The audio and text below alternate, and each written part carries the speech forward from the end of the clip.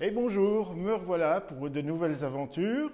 Eh bien, cet après-midi, je vous propose une activité à faire avec les parents, les grands-parents, les enfants et les petits-enfants, ou même les grands tout seuls, hein, bien évidemment.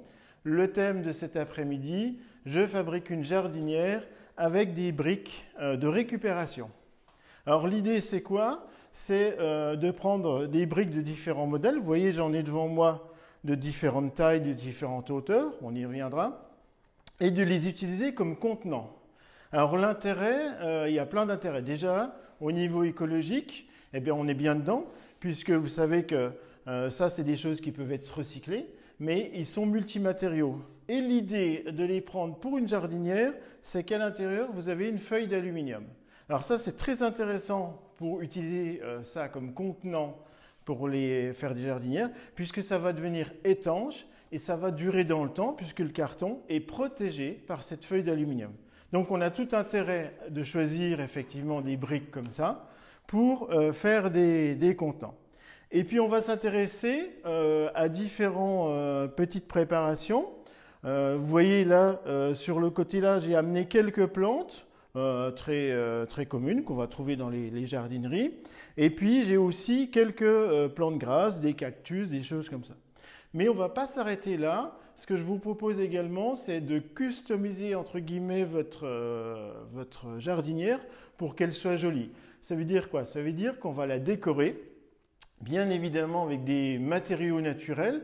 L'idée, c'est qu'on va se promener en forêt avec les enfants, les petits-enfants, et puis on va ramasser quelques éléments qu'on aime souvent ramener en forêt, de la forêt, comme souvenir. Par exemple, des pommes de pin. Voilà, des pommes de pin, des petites pommes de pin.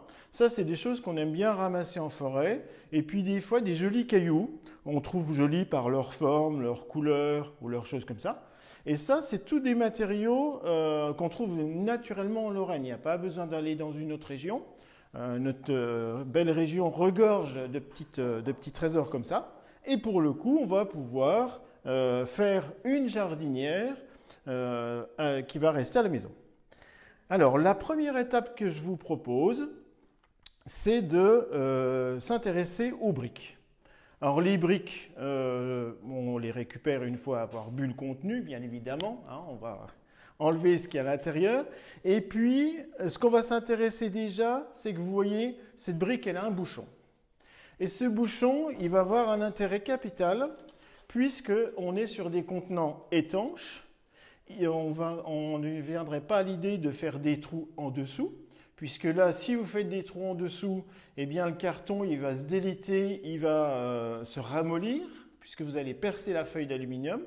Donc, le bouchon, il a un intérêt primordial, c'est-à-dire que si, par exemple, dans ce contenu, quand vous allez arroser votre jardinière, il y a trop d'eau, eh bien, tout simplement, on dévisse tout doucement le bouchon, et l'excès d'eau va partir. Bien évidemment, on va s'assurer que cette jardinière soit dans une soucoupe ou près de l'évier pour que l'eau coule et ne coule pas sur la table de la salle à manger. Ça serait très embêtant.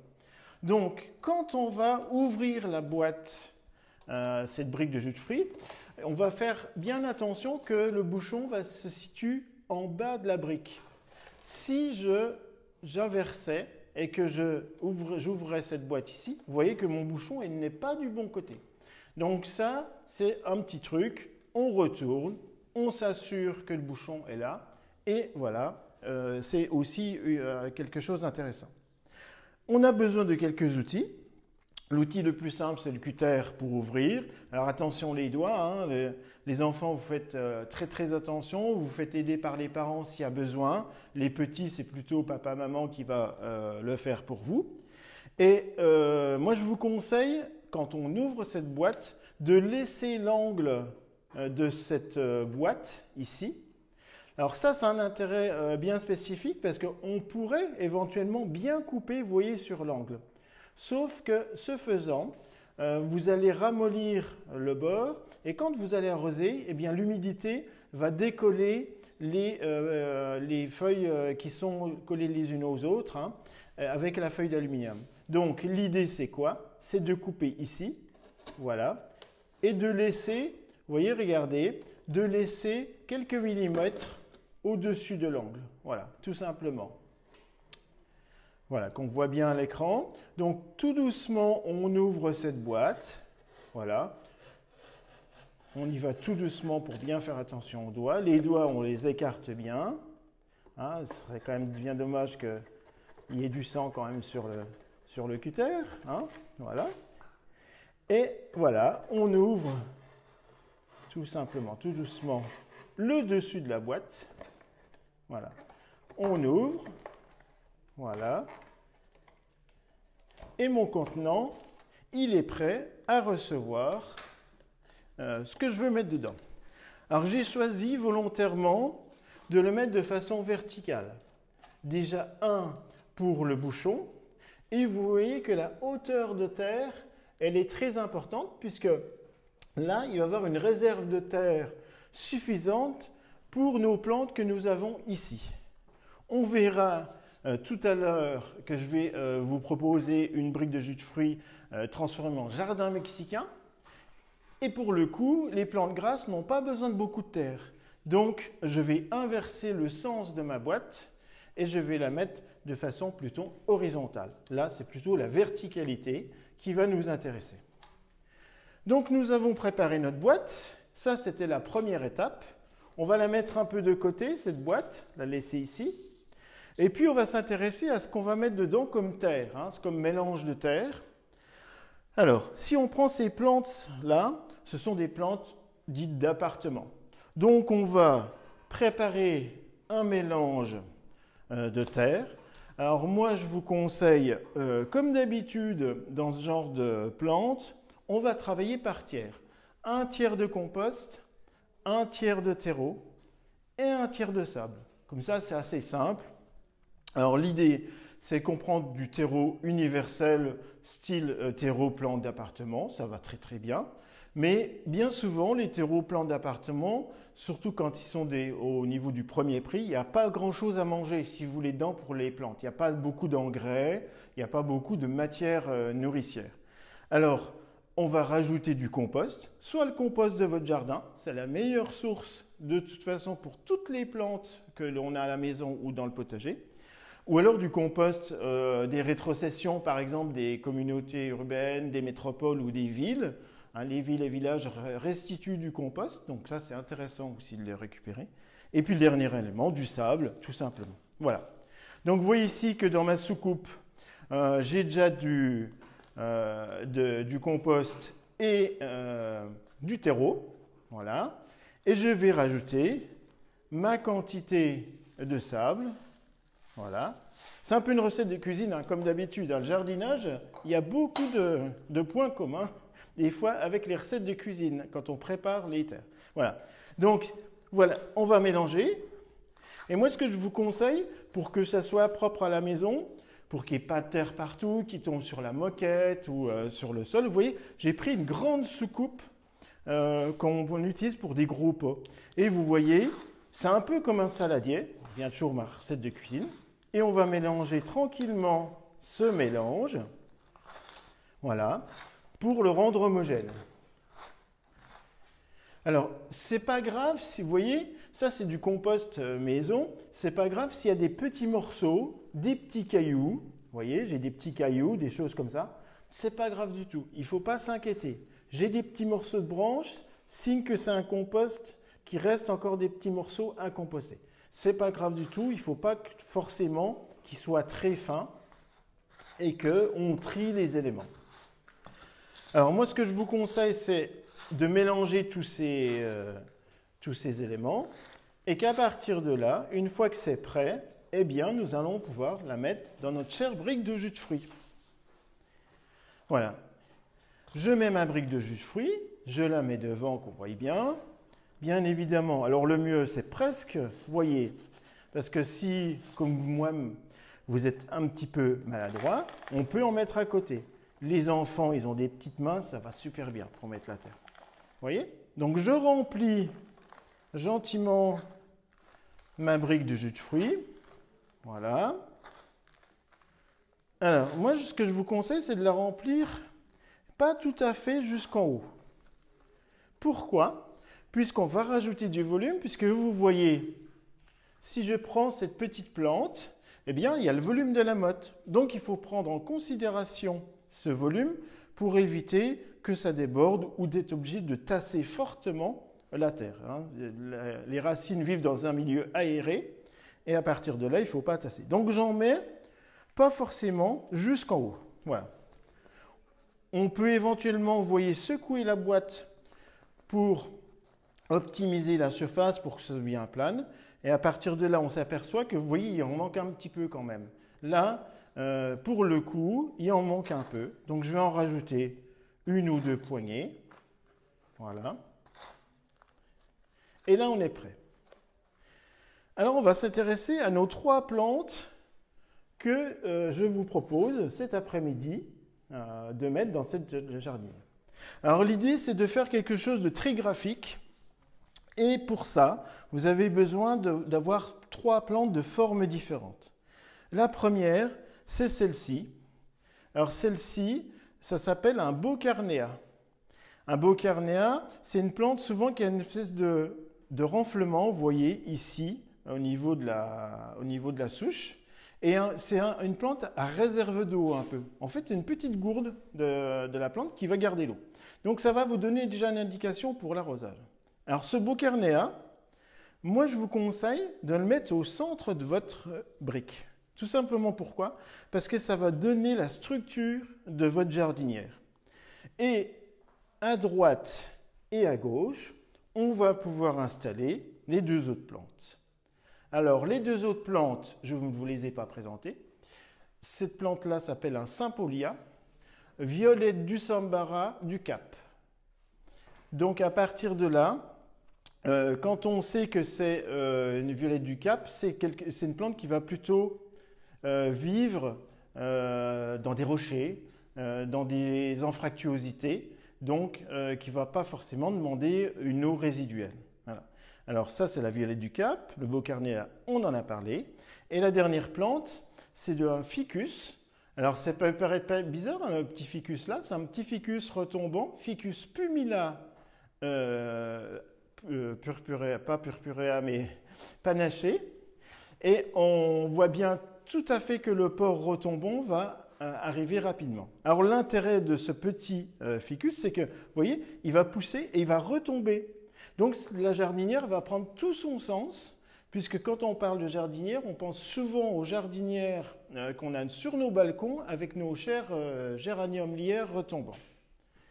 Donc, bien évidemment, on ne plante pas ces 3 plantes sans les avoir dépotées. On enlève bien évidemment ce petit pot. Alors, moi, ce que je vous conseille, pour ne pas abîmer la plante, on va faire un ciseau avec son doigt. Tout doucement, on la retourne. On appuie une fois comme ça, et généralement, on a enlevé la motte. On a enlevé le pot, pardon. Alors la motte, pareil, petit conseil de jardinier, on ne défait pas la motte puisque c'est très fragile, hein, c'est des plantes qui sont toutes petites, hein, et qu'à partir de là, on va les manipuler avec précaution. Alors on va se faire un petit peu de place. D'accord. Alors à partir de là, on va prendre celle-ci. Je vais prendre la deuxième, je vais l'enlever aussi. Hop, je la pose là. Je dépote la troisième, voilà. Voilà. Et j'ai mes 3 plantes. Vous voyez? Donc là, on est bien. On peut partir pour la plantation. Alors, on commence toujours par le centre. Je vais enlever la plante. Je prends mes 2 doigts comme plantoir, si vous voulez. Et je vais pousser la terre. On va pousser la terre. Et en poussant la terre, on place la petite motte de cette plante. Voilà. En faisant bien attention d'éviter de déliter cette motte. Voilà. On va borner un peu la plante. Alors borner, ça veut dire presser autour de la plante avec ses doigts pour tasser la terre et la terre avec les racines de la plante. Voilà. Je borne cette première plante. Voilà. Je prends la deuxième plante qui est mon petit ficus. Même opération. Je mets ce ficus dans ce sens-là. Alors vous voyez que ma brique, elle est souple, hein, elle n'a plus la forme bien rectangulaire du départ. Ce n'est pas du tout forcément un souci. Hein. L'idée, c'est qu'elle résiste bien à tout ce qu'on met dedans, mais ce n'est pas forcément grave si vous voyez votre brique, elle n'est plus rectangulaire. Et la dernière petite plante, mon petit Sympolia blanc. Alors dans les Sympolia, vous avez plein de variétés au niveau fleurs, donc vous n'aurez que l'embarras du choix. Au niveau de la fleur, il y en a souvent des violettes, ça c'est la plante mère avec le cœur jaune. Et ici, j'ai choisi une variété à fleurs blanches, qui est assez originale. Alors, on ne va pas s'arrêter là. Vous voyez qu'ici, il manque un petit peu de terre pour recouvrir les racines. Il faut que toutes vos racines des plantes soient recouvertes. Et tout doucement, on va terminer de borner ces plantes. Vous voyez, on soulève délicatement, surtout sur le Sympolia, ce sont des feuilles très fragiles qui cassent assez facilement. Voilà. Alors, vous voyez qu'ici, on a fait la première étape de notre brique. Voilà. Donc, on va se faire un petit peu de place. Je vais enlever ma soucoupe. Un petit peu de ménage. Et on retrouve notre brique, phase numéro 1, terminée. La deuxième phase, ce que je vous ai dit tout à l'heure, c'est qu'on va passer au décor. Mais avant, moi ce que je vous conseille, c'est l'arrosage. Parce que ici, vous avez vu que mon terreau était très sec. Et à partir de là, il va falloir les arroser avant de placer le décor. Donc, si je place le décor comme ça, voilà, ou que je place un gros morceau d'écorce et que je n'ai pas arrosé ma terre, eh bien ça va être embêtant parce que ce sont les plantes qui vont avoir une difficulté à prendre l'eau, puisque si l'eau coule sur la branche, elle ne va pas couler sur la terre. Donc, avant le décor, moi ce que je vous conseille, c'est d'arroser tout doucement, voilà, votre brique. Donc on y va doucement. Alors un petit truc de jardinier aussi, vous voyez que si vous avez un gros arrosoir là avec une grosse tige, on peut mettre le doigt pour faire moins de pression. Vous voyez, là j'ai mon arrosoir qui est rempli et pourtant l'eau elle coule tout doucement. Alors, si vous voulez, c'est une petite technique de jardinier pour éviter que ça coule partout et surtout qu'on mette bien de façon homogène de l'eau partout. Alors cette opération d'arrosage, il va falloir la répéter plusieurs fois. Pourquoi? Parce que le terreau qui est sec, on le voit très bien, j'espère qu'on le voit à l'écran, le terreau qui est très sec a du mal à prendre de l'eau. Donc si je m'arrêtais là, je peux vous assurer que j'ai arrosé que sur à peu près 5 mm de profondeur mon terreau. Ça veut dire quoi? Ça veut dire que les plantes qui ont des racines plus profondes ne sont pas arrosées. Et pour le coup, elles peuvent souffrir d'un manque d'eau.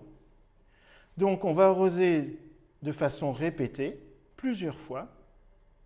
Et le petit truc qui pourra vous aider pour savoir si vous avez arrosé souvent et longtemps, c'est que vous savez, le bouchon que je vous ai parlé tout à l'heure, c'est qu'à un moment donné, dans les premiers arrosages, moi ce que je vous propose aussi, c'est d'ouvrir ce bouchon. Et quand vous avez fait, vous voyez, voilà, quand vous avez fait un arrosage qui est déjà un peu plus conséquent, l'eau coule par le bouchon. Donc ça veut dire quoi? Ça veut dire que c'est un petit truc pour vous dire, eh bien là, j'ai arrosé toute cette partie. On est sûr que l'eau est descendue jusque-là.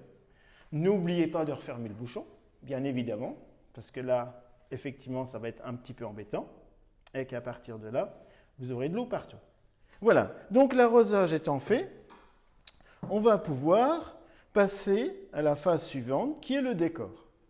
Alors vous voyez, ici, j'ai ramassé dans la nature des éléments divers et variés. Donc profitez d'une petite promenade dans un jardin, dans la forêt, pour ramasser ces éléments. Alors moi je vous propose ce qui va très bien, des pommes de pin, par exemple de la mousse.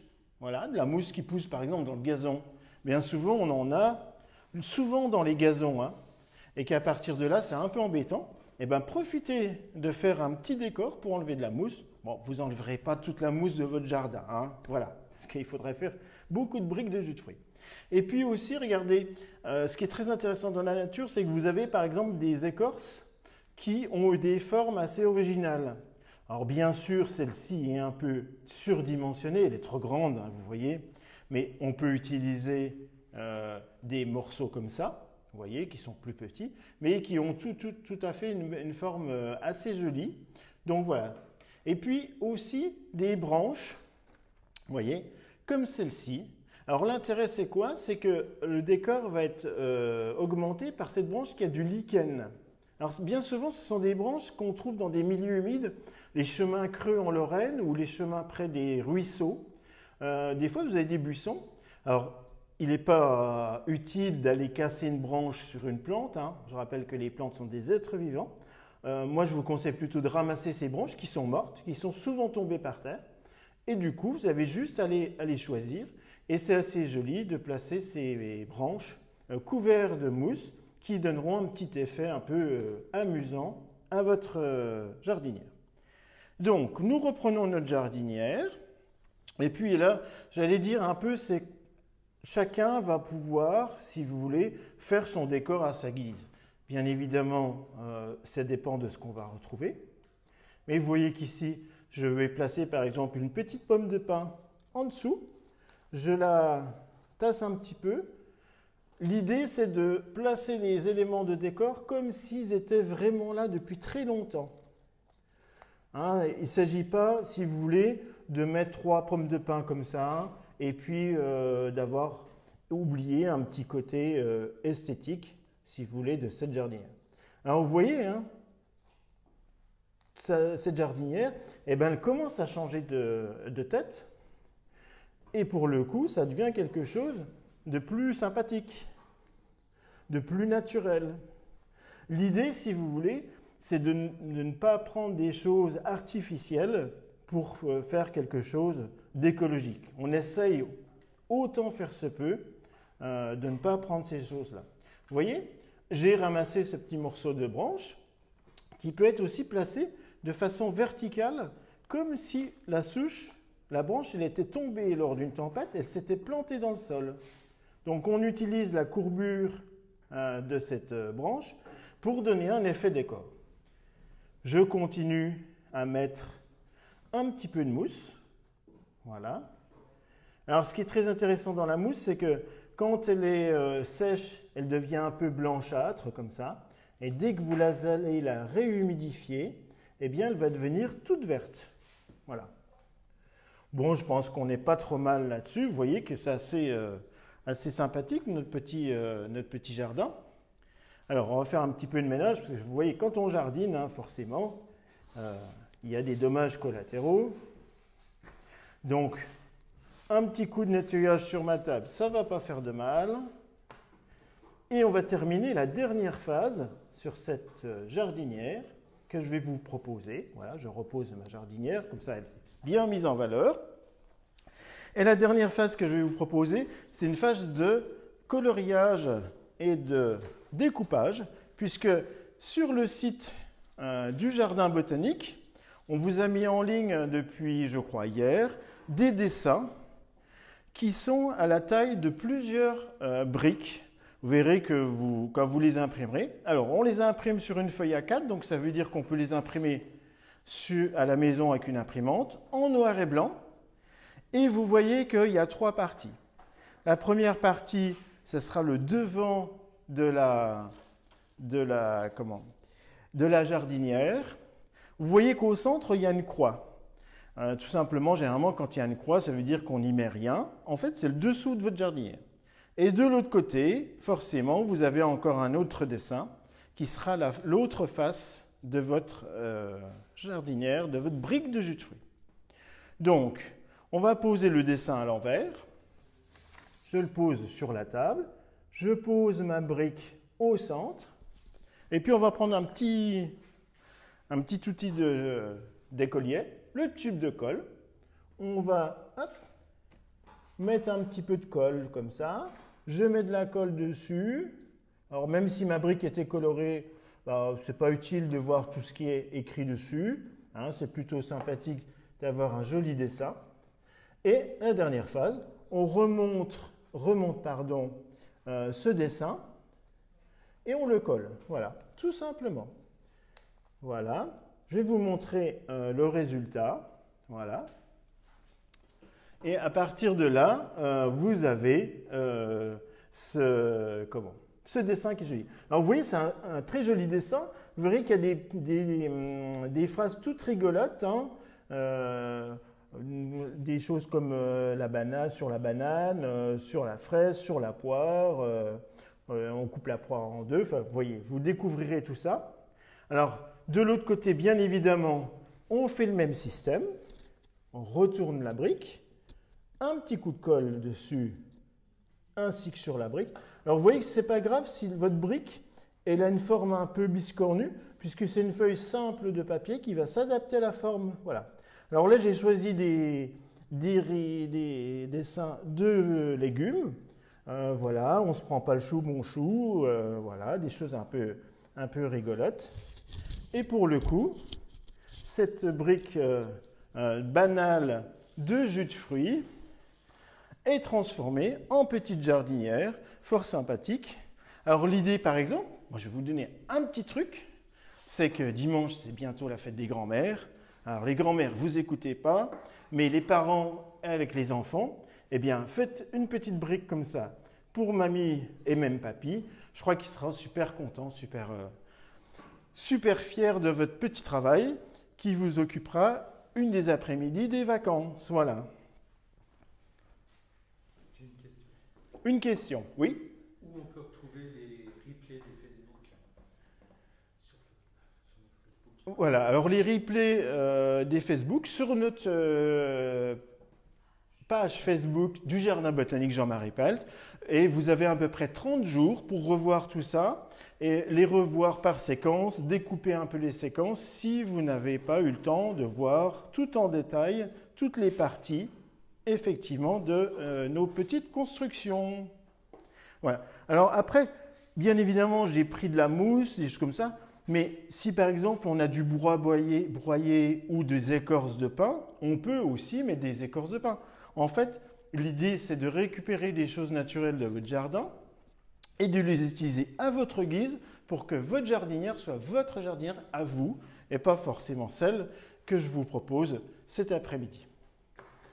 Voilà, alors ça c'était la première chose.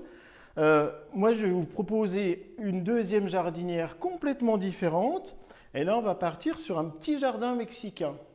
Alors vous voyez, j'ai pris une brique qui est bien plus petite. Ça c'est plutôt le modèle style brique 1 litre de jus de fruits ou de lait. Voilà.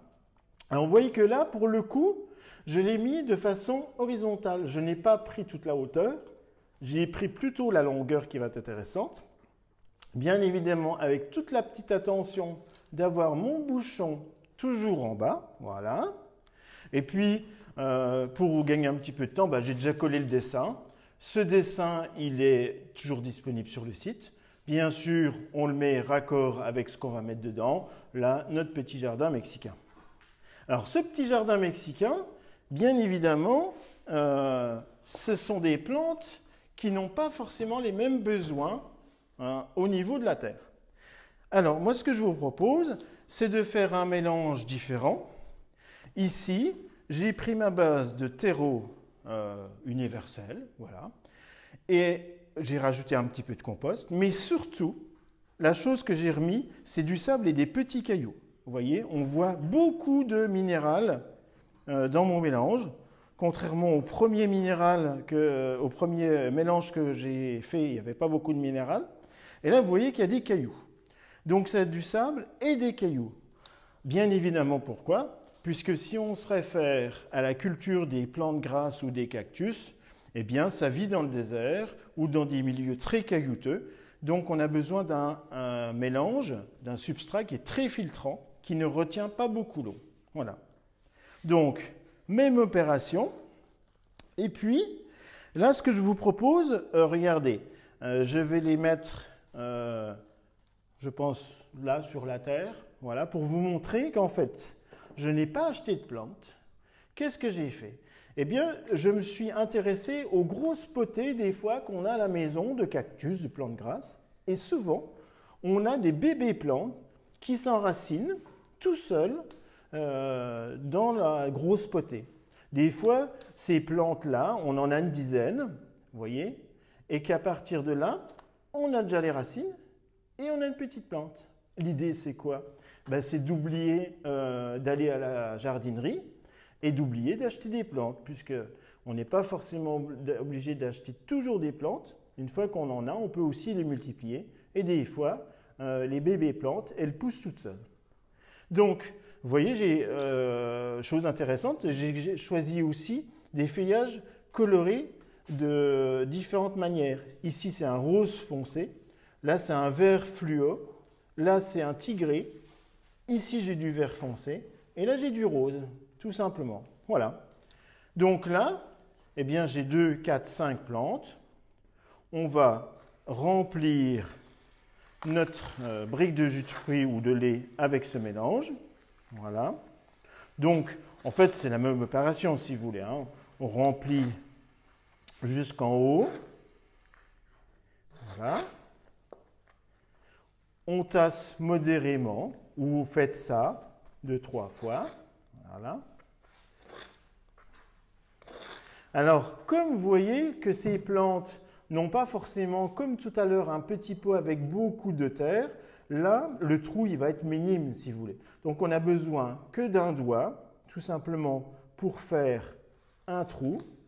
Je vais un peu angler pour bien vous montrer. Vous voyez, là, tout simplement. Et je place tout doucement les racines au centre.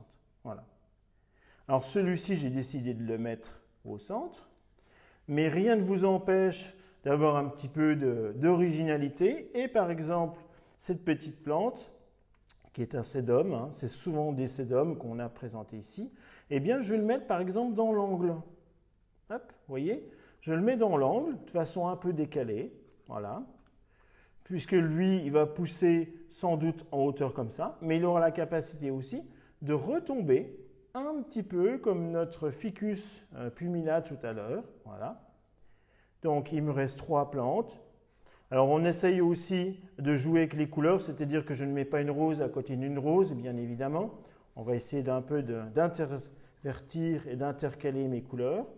Et par exemple ici, vous voyez, vous avez encore, alors c'est très rigolo à voir, c'est que vous avez le pied central et 2 petites plantes, voilà, qui peut-être, dans un futur proche, pourront être détachées du pied mère pour refaire une nouvelle jardinière. Vous voyez qu'on pense à l'avenir. Donc je la plante comme ça. On évite d'enterrer, vous voyez, alors ça c'est un petit truc qu'il faut faire attention, on évite d'enterrer les petits qui sont en dessous, parce qu'ils aiment plutôt être sur la terre et pas enterrés. Voilà. Et puis je vais terminer ici par exemple. Alors vous voyez, je n'ai pas beaucoup de racines, mais c'est la particularité de beaucoup de plantes grasses, puisqu'elles sont sur la couche superficielle du sol. Voilà. Et puis celle-ci, alors vous voyez, on pourrait un petit peu décaler celle-là pour la mettre devant. Voilà. Comme ça, c'est pas aligné. Moi, ce que je vous déconseille, parce que ça fait très strict, très protocolaire, de faire une ligne de cactus. On le voit souvent dans les jardinières. Je trouve qu'il faut un peu œuvrer sur la fantaisie. Donc, nous voilà au même stade que l'autre jardinière.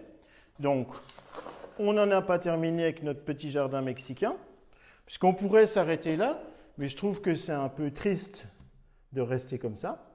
Et on va passer au décor. Mais bien évidemment, avant le décor, même si c'est une plante grasse, toutes les plantes qu'on a déracinées, on les arrose un petit peu.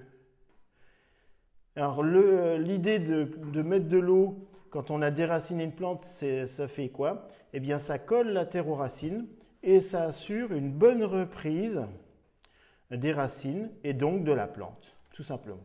Ça, il faut faire attention. Et vous voyez que même les plantes grasses, il faut les arroser un petit peu quand on les repique. Alors, de façon modérée, mais on arrose un petit peu. Voilà. Hop, un petit peu de ménage. Voilà, donc notre brique est au stade de la décoration. Et moi, ce que je vous propose, c'est qu'on va aussi garder le même thème de la décoration que sur l'autre brique, c'est-à-dire que les plantes là viennent du désert. Ça serait très étrange de mettre de la mousse, de mettre une pomme de pin. Est-ce qu'une pomme de pin, un pin, est-ce que ça vit dans le désert? Pas vraiment. Et donc, moi, ce que je vous propose, c'est d'utiliser des matériaux minéraux qu'on peut trouver. Alors, dans ma main, j'ai deux matériaux. J'ai des billes d'argile. Voilà. Ça, ce sont des billes d'argile. Vous voyez ici, par exemple. Ça, c'est quelque chose qu'on trouve dans les magasins de jardinage. Alors, l'intérêt de la bille d'argile, c'est que, vous voyez ici, elles sont foncées. Elles sont humides et quand elles deviennent sèches, elles deviennent toutes claires. Ça veut dire quoi? Ça veut dire que votre décor va changer en fonction de l'humidité ou l'hygrométrie de votre pièce ou de l'arrosage. Donc ça, c'est intéressant. Et puis, j'ai aussi quelque chose qu'on trouve, je fais un peu le tri parce que c'était mélangé, les deux matériaux minéraux là. On a ce qu'on appelle de la pouzzolane.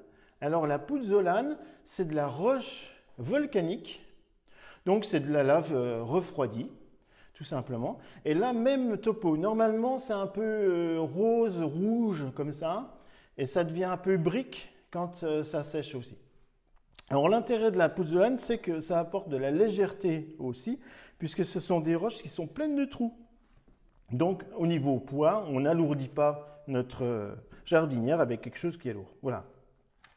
Donc, bien évidemment, ces cailloux, ce sont des cailloux qu'on peut trouver dans les chemins autour des prés ou dans les montagnes.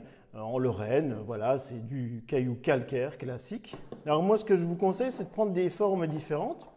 Et après, forcément, si vous vous apercevez qu'une fois rentré chez vous, les cailloux sont trop gros, rien ne vous empêche de donner un petit coup de marteau, par exemple sur celle-ci, pour la casser en deux, pour que le diamètre de la roche soit en corrélation avec ça. Vous voyez? Alors l'idée, c'est quoi? Eh bien, c'est d'habiller notre petite jardinière comme si, vous voyez, hop, voilà, comme si c'était un décor naturel où vous êtes promené dans un petit désert et qu'à partir de là, des roches et des plantes se sont mis dans les anfractuosités des rochers. Donc 2, généralement 3, ça suffit. Vous voyez, on pourrait mettre ça comme ça peut être aussi une possibilité. Moi, je vais m'arrêter à 2. Pourquoi? Parce que je vais compléter avec des petits éléments. Voilà. Je vais les compléter. Vous voyez, j'en parsème un petit peu. Et là, je prends le parti de recouvrir totalement mon sol pour lui donner un côté très très minéral. L'idée, c'est qu'on pourrait, si on prenait une photo de près, en enlevant les billes d'argile, parce que les billes d'argile, c'est quelque chose qui est fabriqué, hein, c'est pas naturel, la bille d'argile dans les milieux. On pourrait, si on laisse que les morceaux de pouzzolane, on pourrait, si on prenait une photo, se dire que ça a été pris en photo dans un milieu naturel, tout simplement. Le côté naturel, hein, vous l'avez bien compris, le côté écolo, on insiste un peu là-dessus, mais ça change vraiment la donne, si vous voulez, à partir de là, sur ces décors, tout simplement. Voilà. Donc ma petite jardinière, elle est toute prête. Et là, alors je l'ai fait un peu en avance, mais vous voyez que le dessin, c'est un dessin qui est lié au thème. Voilà, cactus. Alors les enfants pourront les colorier, ça c'est intéressant, c'est un prolongement de l'activité, si vous voulez, par rapport à ça. Et puis ça peut s'adapter à d'autres briques, voilà, tout simplement. Alors on a fabriqué, vous voyez, donc des jardinières à partir de briques de récupération de jus de fruits ou de lait. Alors au niveau entretien, il n'y aura pas des gros entretiens, si vous voulez, notamment sur cette brique, puisqu'on est sur des plantes du désert, tout simplement. Donc un arrosage vraiment minimum, où on va placer ces plantes. Alors plutôt dans des endroits qui sont très lumineux. Les déserts, il n'y a pas beaucoup de forêt, hein. La forêt a disparu, la forêt a régressé. Donc ce sont des plantes qui se sont adaptées au milieu très lumineux et très chaud. donc minimum de rosage. Donc ça, c'est intéressant, par exemple, si vous partez souvent en vacances, de faire ce genre de petite de construction, de petits bricolages, puisque l'entretien, vous n'avez pas forcément besoin de de s'en occuper. Alors le minéral, j'aurais pu, si j'habitais au bord de la mer, prendre des galets aussi. Alors les galets, ils sont très intéressants. Pourquoi? Parce que les enfants, ils vont pouvoir les peindre et les décorer, faire des petites têtes de bonhomme, par exemple. Alors ça, c'est super mignon à faire aussi avec des galets tout ronds, un galet bien plat tout rond. Vous le choisissez, vous le nettoyez et avec de la peinture, moi je vous conseille de la gouache tout simplement. Mais la gouache, ça ne va pas tenir à l'eau. Un petit traitement avec du vernis, hein, papa des fois il a un pot de vernis dans l'atelier, eh bien on vernit tous ces jolis galets et c'est super beau et ils peuvent être associés à ce jardin mexicain. Voilà, tout simplement. Voilà, eh écoutez, j'espère que toutes ces petites idées vous en ont donné à vous des idées pour faire ces réalisations chez vous. Je pense que à partir de là, eh bien, il y en a qui ça va faire des heureux. N'oubliez pas nos prochaines animations. Vous les retrouvez tous sur le site du Jardin Botanique. Hein. Il y a encore des Facebook Live qui vont venir. Il y a des choses qui vont arriver aussi au niveau des cours de jardinage. Et le prochain, c'est la maison de fourmis.